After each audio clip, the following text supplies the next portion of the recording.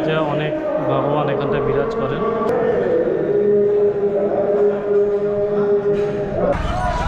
আমরা বলি লাল বাবা বা যারা শিবের ভক্ত শ্রাবণ মাসে। তো ভাই এখন আমরা সমুদ্র সৈকতে আছি এখানটায়। তো এখন আমি বেরোচ্ছি সাগরের উদ্দেশ্যে। সাগর যাব, তার আগে কিছু কাজ আমার ছিল। এটা আমার কাছে এটা হচ্ছে সরল গীতা 10 পিস নিয়ে আসতে হলো। সাগর যা হচ্ছে, চলুন। তো এখন আমি সাগরে চলে এসেছি। সাগরে আজকে রবিবার, প্রচুর ভিড় আছে আমাদের।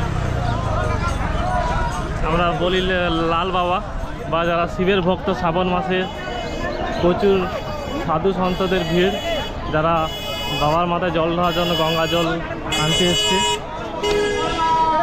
দেখতে পাচ্ছেন বাস স্ট্যান্ডে প্রচুর মানুষের ভিড়। সমস্ত যারা ভক্ত বা মা গঙ্গা দেবীর কাছে স্নান করে পবিত্র হচ্ছেন এবং গঙ্গা জল নিয়ে বাড়ি যাচ্ছেন শিব মন্দিরে বা তারকেশ্বরে বা যে কোনো জায়গায় ঢালবেন, এবং কপিলমুনি মন্দিরে পুজো দিয়েও যাচ্ছেন। প্রচুর ভক্ত টোটোতে ভর্তি করে দেখতে যাচ্ছেন, টোটো পেছনে টোটোতে ভর্তি করে যাচ্ছে। এখানটায় খাওয়া দাওয়া করছে।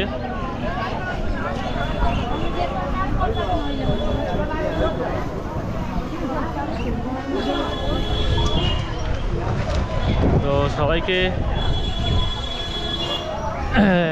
এত সুন্দর জায়গা, পরিবেশ, পরিস্থিতি দেখালাম। তো আমরা এখন আমাদের গন্তব্যস্থলে যাব। ওখানটায় ভোজন হবে, অনুষ্ঠান হবে, ঠিক আছে? তো গাইস, প্রচুর মানুষের ভিড়।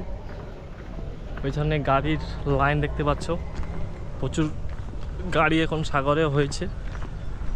আমি যেটা জানলাম যে সকাল থেকে দুপুর 2টো পর্যন্ত এই ভিড়টা থাকে, তারপরে ভিড় প্রায় কমে যায়। এই তীর্থযাত্রীরা যে যার গন্তব্যস্থলে কচুবাড়িয়া হয়ে ট্রেনে করে বা বাসে করে যে যার গন্তব্যস্থলে ফিরে যায়। এখন মোটামুটি এই সময়টা এখন ভিড় আছে। এখন 11:30 বাজতে যায়। কপিলমুনি মন্দির দর্শন করার ইচ্ছা আছে, দেখা যাক মনস্কামনা পূরণ হয় কিনা। এখন বিকাল হয়ে গেছে, ভোজন হয়ে গেছে দুপুরবেলা। ভোজনে এতটাই ব্যস্ত ছিলাম ভিডিও করতে পারিনি। এখন আমরা সাগরে সমুদ্র সৈকত দিকে যাচ্ছি। ওখানটায় সমুদ্রের দর্শন, মা গঙ্গা দেবীর আশীর্বাদ নেব এবং প্রাকৃতিক সৌন্দর্য, সূর্যাস্ত দেখব। এখন মেঘলা আকাশ, তো এখন সাগরের দিকে যাচ্ছি। তো এখন আমরা সমুদ্রের সাইডে এসেছি। প্রচুর গরম লাগছে, যার জন্য আমার শরীরটা খুব খারাপ লাগছে। তাই জন্য আমি জামা এবং স্যুট প্যান্ট খুলে দিয়েছি, গেঞ্জি পরা আছে এবং একটা গামছা পরা আছে। ওখানটায় দূরে ওইখানটায় দেখতে পাচ্ছেন আমাদের বাবা কপিলমুনি দেবের মন্দির, ওখানে দর্শন হবে। আমি ভাবছি একটু স্নান করে নেব, গঙ্গার জলে স্নান করে নিজের শরীরটা ঠিক করে নেব। শরীরটা প্রচুর গরমে কি জানি শরীরটা খারাপ লাগছে, স্নান করা হয়নি, করে নেব। এইদিকে পুরো মাঠে বৃষ্টি হওয়ার জন্য এখন বর্ষাকালে এইসব জায়গায় জল জমে আছে। এটা সাগর মেলার সময় এইখানটায় যে হোগলা কুটির হয় বা হোগলা ঘর হয় এইগুলো। তো দেখি আজকে স্নান করা যায় কিনা, স্নান করে তারপর কপিলমুনি যাব। কপিলমুনি দর্শন করে মন্দিরে উঠব। জয় বাবা কপিলমুনি দেবের জয়, হর হর মহাদেব। দেখতে পাচ্ছেন এখানে ছোট ছোট শুকর, দুটো শুকর প্রচুর পরিমাণে ঘাস খাচ্ছে, মাটি ভরে দিচ্ছে, একদম মাটিও খেয়ে নিচ্ছে।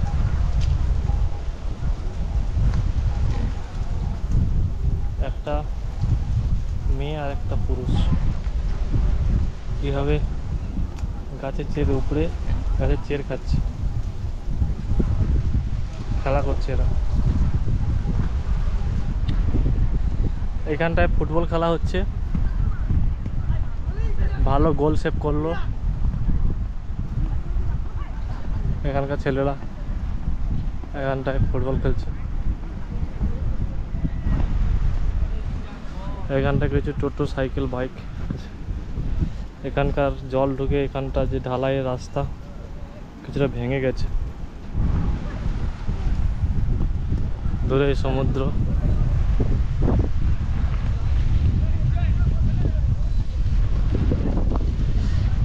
ভালো লাগছে। সমুদ্রের ঠান্ডা ঠান্ডা হাওয়া বইছে, বাতাস বইছে।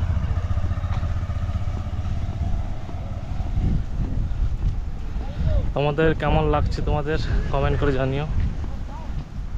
এই সব ভিডিও ভালো লাগলে অবশ্যই চ্যানেলটা সাবস্ক্রাইব করে রাখো, পরবর্তীকালে অনেক ভিডিও পেতে থাকবে। তো ভাই এখন আমরা সমুদ্র সৈকতে আছি। এখানটায় অনেকটা বাঁধ ভেঙে গেছে, যার জন্য এখন স্নান ফান করা হবে। আর এদিকে সমস্ত হাওয়া কল বন্ধ আছে, ইট ফিট এখানটায় আছে।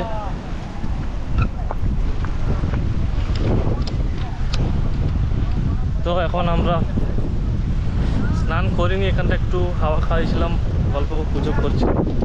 এখন বাড়ি বা মন্দিরের দিকে যাওয়া হবে।